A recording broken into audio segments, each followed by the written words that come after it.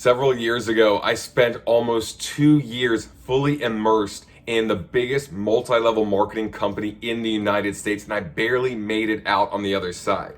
Now, whether you think of network marketing as a pyramid scheme, a scam, a cult, there's no surprise that network marketing has a bad reputation in a lot of people's minds, and that's because of all the dirty truths that are behind this business model. In this video, I'll share with you all of these dirty truths so you can warn your friends before they drink the Kool Aid like I did.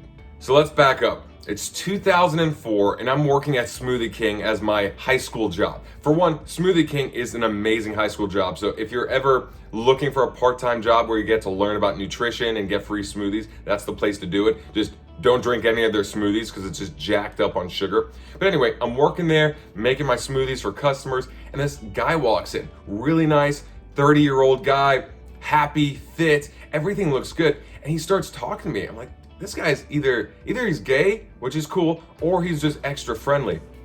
So he's asking me, what am I studying in college? And what do I want to do with my life? And he's complimenting me on my people skills, things like that. And I'm like, all right, this is kind of weird, but it's really cool. So all of a sudden, at the end, when I give him his smoothie, he tips me, I think $5, which is great for Smoothie King standards. Back in 2004, $5 is actually pretty decent. And then he goes, you know what? I actually work with a couple of associates in the area, and we're looking to expand with a few key members. And you just strike me as a really cool guy. Do you keep your options open for making more income? So of course, I'm like, this is my lucky day. I'm making $10 an hour here at Smoothie King. This guy walks in, he's super nice. He sees the potential in me that I see in myself. And now I'm gonna get this high paying job that I'm gonna love, working with fit guys that are just happy all the time, right? So of course I say yes. He's like, yeah, let's meet up for lunch in the next couple days, or we'll meet here and we'll go over some of the details. This brings me to dirty truth number one. They are very vague describing what they do rather than being front up and just owning it. So a few days later, I meet this guy, Brian, at a Barnes & Noble's. I think it was at a Starbucks in a Barnes & Noble's to be interviewed. And interview just means that I have $250 and a heartbeat so I can sign up and own my own business. But apparently, as he showed me this flip chart, all I had to do was buy my toilet paper and my multivitamins and my shampoo through this website called quickstar.com instead of through Walmart and Amazon, and I can make $150,000 a year in the next 2 to 5 years. I just have to do it and show other people to do the same thing. It was so simple that everyone should do it and everyone should be multimillionaires. Now, I was a bit hesitant because I'm like, I've never seen this before. This looks a bit weird. What is this? Buy stuff here, show other people to do the same thing. And he was adamant, not pyramid scheme, not pyramid. Look, someone down here can make more money than someone at the top. And a pyramid scheme is when the people at the top make more than at the bottom. And that's how a corporation works. That's how the military that works. That's how the government works. So I'm like, okay, you're defending yourself a lot. If you're saying it's not a pyramid scheme so much, then it's got to be something that other people perceive as a pyramid scheme. So I was a bit hesitant.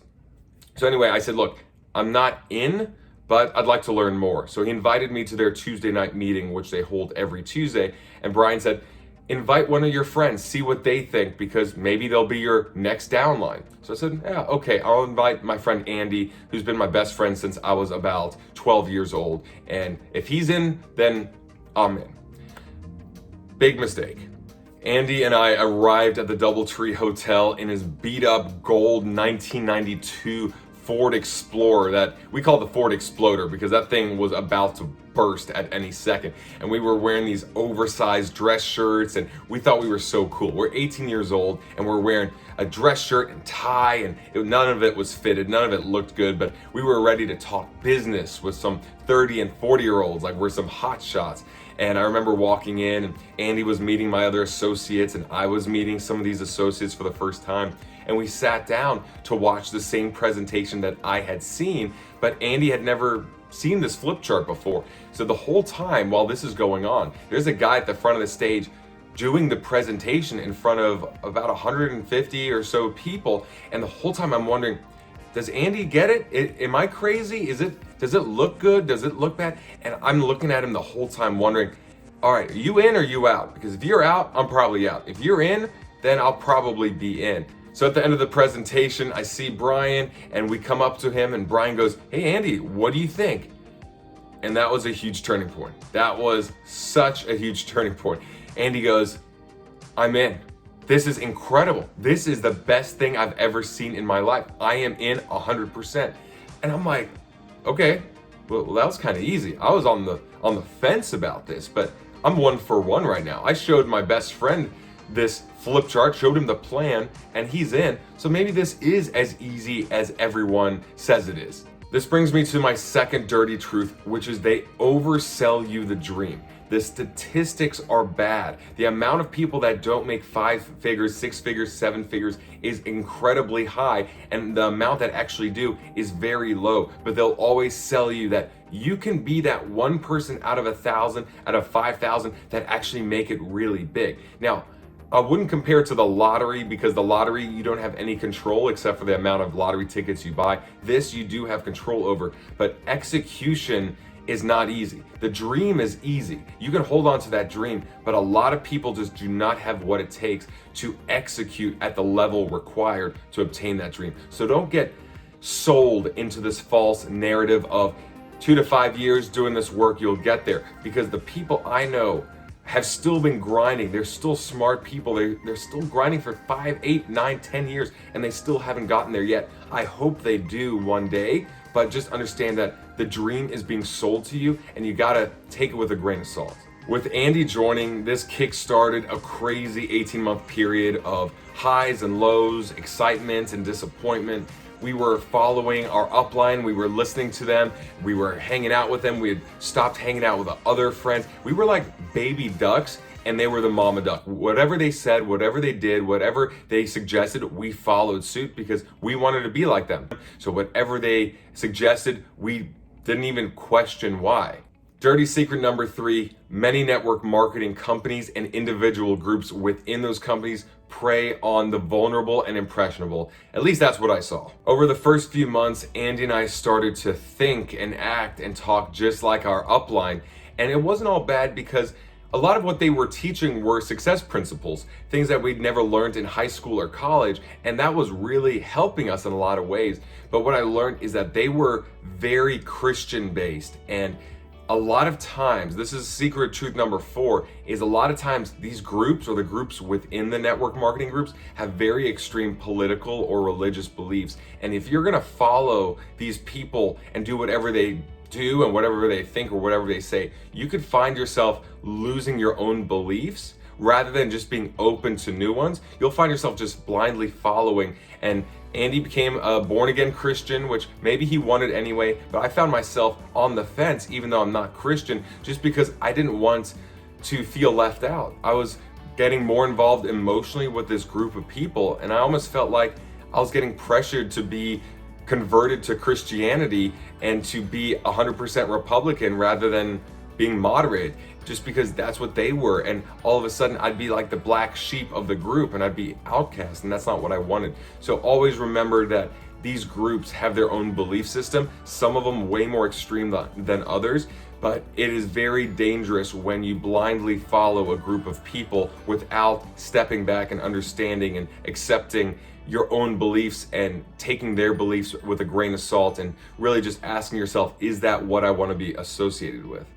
After about 1.5 years of really working hard, sacrificing relationships and time, and spending so much energy on this dream, we realized that it was just a dream without much of a plan.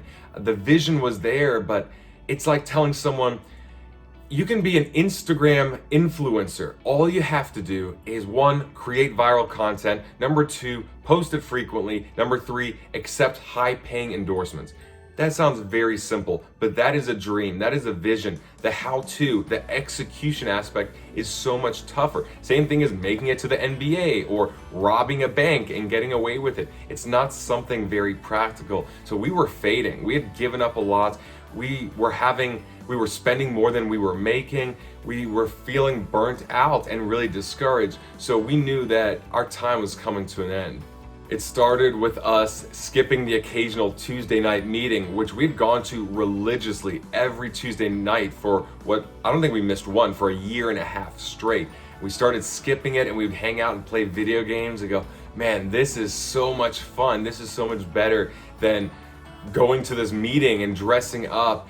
And then all of a sudden we were like, you know, man, let's just get out. It is our time. We've given up so much over the last year and a half.